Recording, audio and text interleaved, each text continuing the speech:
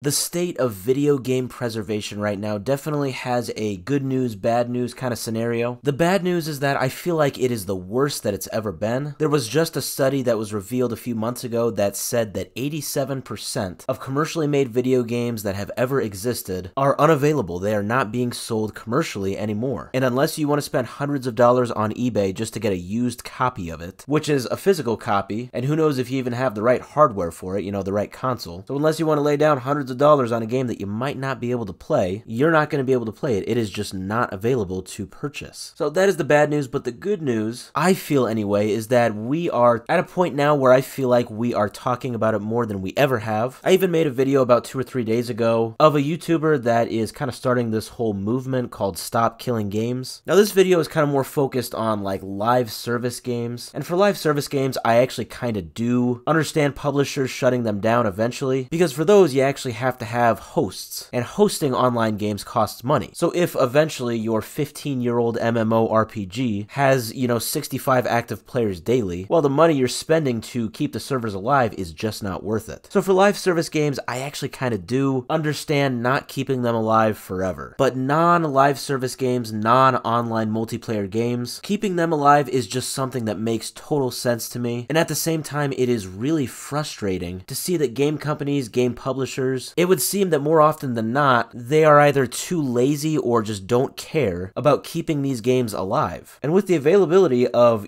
digital game releases nowadays, it's got to be easier now than ever to just keep these games alive, or at least keep them available to purchase from anyone that wants to lay down money for them. I mean, think about a bunch of old SNES, NES, N64, Game Boy Color games, and think of all of them that are actually still being sold by Nintendo. So again, not talking about, spending hundreds of dollars on eBay for a physical copy. I'm talking about actually purchasing them digitally. I don't know, if somebody did a study, they'd probably find that, I don't know, like 5 or 6% of them maybe are actually available to purchase. Like the Nintendo Switch has Nintendo Switch Online. That will cherry pick really popular titles from decades ago to make available for purchase. But I'm more talking about like the smaller games. Like think if there was just a smaller game that you really loved as a kid, and it wasn't as big as like Super Mario Bros. 2. That game probably isn't available today. And my point being, where my frustration comes from is why? Why would Nintendo not make it available? It's going to cost little, if any, money to quote-unquote host the platforming of them on their own Nintendo Switch store. So why? I really don't get it. So what is very nice about people actually talking about this now is that I feel eventually this is going to lead to game studios, game companies, game publishers actually doing something about this, putting more emphasis on backwards compatibility, and more than that, making old titles available to purchase from maybe younger gamers who don't actually have like the physical discs, the physical copies of these games. So that leads me to what just came out yesterday about Xbox. There was an internal email by Sarah Bond. She is the new Xbox president. She's been president for about 6 months now. This was a long email. It was a sort of a State of the Union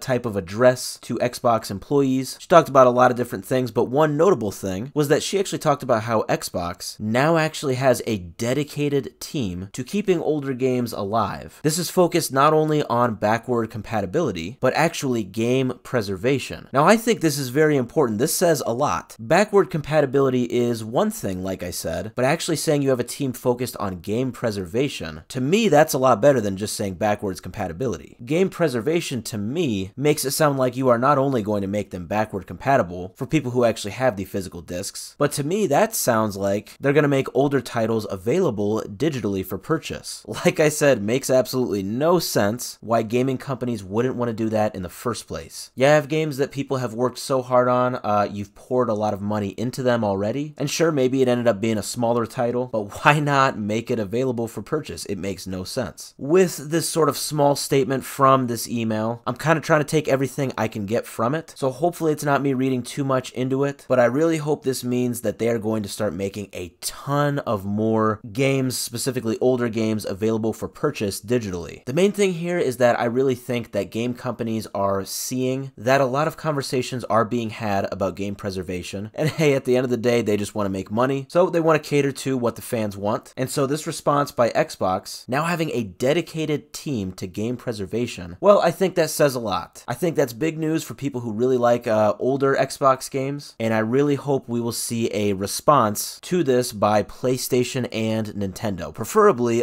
especially Nintendo. And hey, maybe we'll even see a response from other companies as well that don't have their own consoles. I'm talking like Sega, Square Enix, stuff like that. I mean, you know those companies have a huge, gigantic list of old retro games that are just in their vaults. You can't purchase them anywhere. Like I said, sure, they might be old, sure, they might be, slightly insignificant in the grand scheme of things, compared to like Mario or Halo or something. But to me, hey, if people want to buy it, let them buy it. So, big stuff from Xbox here. Hopefully other game companies will follow suit.